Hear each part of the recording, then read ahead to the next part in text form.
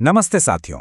एक clinical pharmacist के रूप में आज के इस बेहद खास क्लिनिकल विश्लेषण में मैं आपका स्वागत करता हूं। आज हम एंटी एरिथमिक दवाओं के वर्गीकरण, उनके रासायनिक रहस्यों और उनके सटीक उपयोग को गहराई से समझने वाले हैं। अगर आप अपनी बोर्ड परीक्षाओं की तैयारी कर रहे हैं या फिर अस्पताल के वार्ड्स में मरीजों की देखभाल कर रहे हैं, तो यकीन मानिए ये विषय आपके लिए एकदम गेम चेंजर साबित होने वाला है। तो बिना किसी देरी के चलिए सीधे इसमें गोता लगाते हैं। आज हम इन 6 प्रमुख विषयों पर चर्चा करेंगे। हम हृदय की बुनियादी प्लम्बिंग से शुरुआत करेंगे, दवाओं के वर्गीकरण और उनके स्टोरेज की बारीकियां समझेंगे, एक बहुत ही हाई यील्ड परीक्षा सारांश देखेंगे और अंत में एक मजेदार रैपिड फायर क्विज के साथ इस सत्र को खत्म करेंगे। तो चलिए सबसे पहले बात करते हैं हमारे हृदय की बुनियादी कार्यप्रणाली के बारे में, जिससे ये सब जुड़ा हुआ है। क्या आपने कभी सोचा है कि जब एरिथमिया होता है, यानी जब दिल की धड़कन अचानक से अनियमित हो जाती है, तो हमारे हृदय के अंदर वास्तव में कौन सी मशीनरी खराब हो जाती है? यहाँ समस्या हृदय की मांसपेशियों की नहीं होती, बल्कि इसके बेहद जटिल विद्युत तंत्र यानी इलेक्ट्रिकल सिस्टम में शॉर्ट सर्किट की होती है। इसे आसानी से समझने के लिए हम एक प्लम्बिंग एनालॉजी का उपयोग करेंगे। इसे बिल्कुल अपने घर के प्लम्बिंग सिस्टम की तरह सोचिए। यहाँ हमारा हृदय एक पंप है और कोशिका की झिल्लियों पर मौजूद आयन चैनल कुछ विशेष वॉल्व हैं।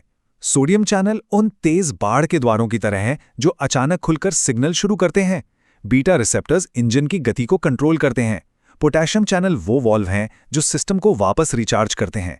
और कैल्शियम चैनल वो पाइप हैं जो दबाव और संकुचन को संभालते हैं। और पता है क्या, हमारी सारी एंटी आरिथमिक दवाएं इन्हीं वाल्वों को खोलने और बंद करने का काम करती हैं।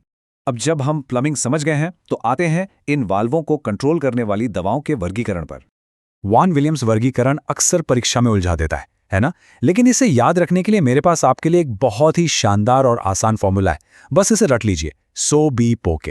क्लास 1 है सोडियम, क्लास 2 है बीटा, क्लास 3 है पोटेशियम और क्लास 4 है कैल्शियम। इस छोटे से जादुई शब्द के साथ आप परीक्षा में कभी भी भ्रमित नहीं होंगे। क्लिनिकल तौर पर देखें तो इनके काम करने का तरीका बिल्कुल अलग है। सोडियम चैनल ब्लॉकर्स का उपयोग हम मुख्य रूप से एक्यूट एरिथमिया यानी अचानक आई आपात स्थिति के लिए करते हैं। समझ लीजिए ये उन तेज बाढ़ के द्वारों को तुरंत धड़ाम से बंद कर देते हैं। दूसरी तरफ कैल्शियम चैनल ब्लॉकर्स का उपयोग एसवीटी जैसी स्थितियों में दबाव को सुचारू रूप से नियंत्रित करने के लिए किया जाता है। दोनों का लक्ष्य एक है, लेकिन रास्ता बिल्कुल अलग। परीक्षा के दृष्टिकोण से दवाओं की रासायनिक संरचना और घुलनशीलता को समझना अत्यंत महत्वपूर्ण है। चलिए इसे देखते हैं। इस टेबल को जरा ध्यान से देखिए। क्विनिडाइन कोई आम रसायन नहीं है। ये एक प्राकृतिक एल्कलॉइड है जो सीधे सिनकोना पेड़ की छाल से मिलता है। वही लिडोकेन की बात करें तो ये एक एमाइड संरचना है। ये जो बुनियादी संरचनात्मक अंतर है ना, यही तय करता है कि दवा हृदय की झिल्लियों के साथ कैसे जुड़ेगी। और एमियोडेरोन को मत भूलिए, इसमें आयोडीन होता है और यही आयोडीन इसके कमाल के असर और इसके कई दुष्प्रभावों का मुख्य कारण बनता है।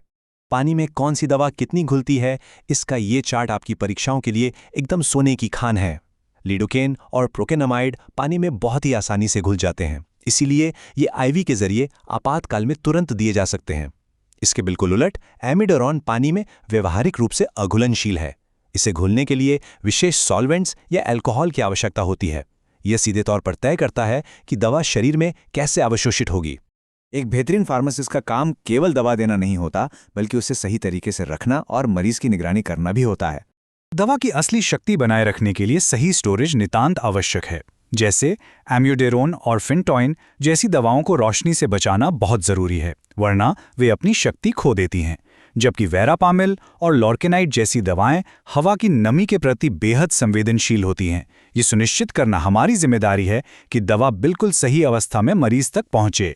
जब कोई मरीज इन दवाओं पर होता है तो हमें एक जासूस की तरह काम करना पड़ता है। ईसीजी की लाइनों, विशेषकर क्यूटी अंतराल पर पैनी नजर रखनी होती है। इलेक्ट्रोलाइट्स जैसे पोटेशियम और मैग्नीशियम का संतुलन थोड़ा भी बिगड़ा तो इन दवाओं का असर जानलेवा हो सकता है, खासतौर पर उन मरीजों में जो पहले से ही हार्ट फेलियर से जूझ रहे हैं। अब हम इस सत्र के उस हिस्से पर आते हैं जो सीधे आपके एग्जाम पेपर में छपने वाला है, हाई यील्ड परीक्षा सारांश। मैं चाहूंगा कि आप इस टेबल का मानसिक स्क्रीनशॉट ले लें। जेनरिक दवाओं को उनके क्लास और क्लिनिकल ब्रांड नाम के साथ जोड़ना बहुत जरूरी है।